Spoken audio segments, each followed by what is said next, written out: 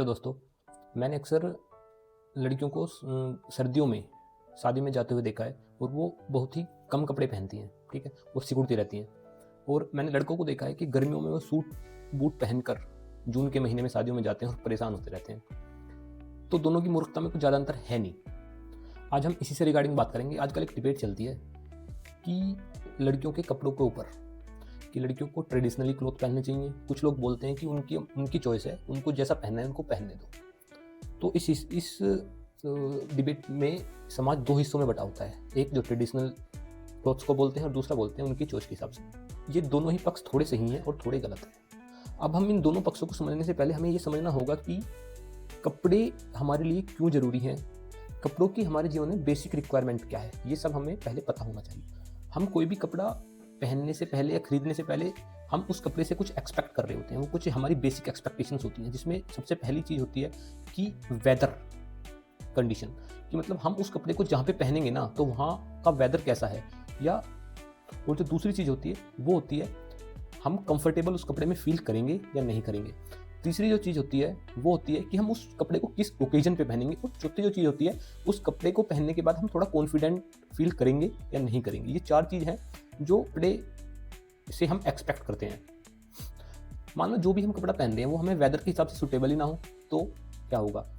तो मैं फिर वही बात बोलूँगा कि मैंने अक्सर लड़कियों को सर्दियों की शादी में कम कपड़े पहनकर सिकुड़ते देखा है और लड़कों को गर्मियों की शादी में सूट बूट पहनकर परेशान होते देखा है। तो ये दोनों ही एक ही बात है। दोनों में यहाँ पे एक मूर्खता ही दिखती है, गधापन ही दिखता है। और ऐसा क्यों है कि हम जो कपड़े की बेसिक रिक्वायरमेंट है उससे अलग जाकर कुछ कर रहे हैं, क्योंकि हमारे दिमाग में वेस्टर्न कंट्रीज़ को फॉलो करने की एक बहुत बड़ी भेड़ चाल आ गई है। लड़कियाँ ऐसा क्यों करती हैं कि भाई सर्दियों में कम कपड़े पहनकर शादियों में जाती हैं? क्योंकि उन्हें अट्रैक्टिव दिखना है। ठीक है, तो इन दोनों केस में ये मूर्खता ही तो है। इन्हें कपड़े का बेसिक रोल ही नहीं पता है।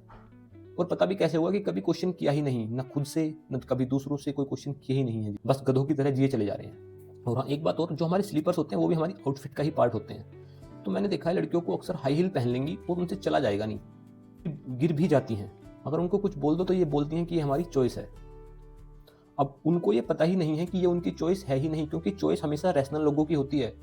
चॉइस उन लोगों की होती है जो क्वेश्चन करते हैं, जो कुछ कर रहे हैं उसके पीछे का रीज़न जानते हैं। उन लोगों के पास चॉइस होती है। ये चॉइस नहीं है, ये तो फैशन इंडस्ट्रीज़ ने तुम्हें अपना सामान चिपका दिया, तुमको मैनिपुलेट कर दिया और तुम्हें अपना सामान चिपका कर निकल गए। बस इतना ही हुआ है। मैं आपको एक सिचुएशन देता हूँ, आप उस चीज़ को एक्सेप्ट करोगे या नहीं करोगे। मैं बोलता हूँ आपको कि आपको नॉर्थ इंडिया में जून के महीने में कोट पैंट पहनने हैं और अग्नि के आसपास बैठना है 2 से 3 घंटा। क्या आप उस चीज़ को एक्सेप्ट करोगे? नहीं करोगे, बोलोगे ये क्या मूर्खता है। लेकिन शादियों में दूल्हा यही तो करता है नॉर्थ इंडिया में गर्मियों की शादियों में। मैं उन लोगों को क्रिटिसाइज करूंगा जो बोलते हैं कि हमें ट्रेडिशनल क्लोथ्स ही पहनने चाहिए, क्योंकि यहाँ पे वो जो ओकेजन वाली चीज़ है ना उसको भूल जाते हैं। कुछ लोग होते हैं रूढ़िवादी, वो बोलते हैं कि अगर लड़की रनिंग भी कर रही है ना तो वो भी ट्रेडिशनल क्लोथ में करे, वो ट्रैक पैंट या फिर लोअर टी शर्ट वो ना पहने। तो यहाँ पे उनकी सोच बहुत ज़्यादा गलत हो जाती है।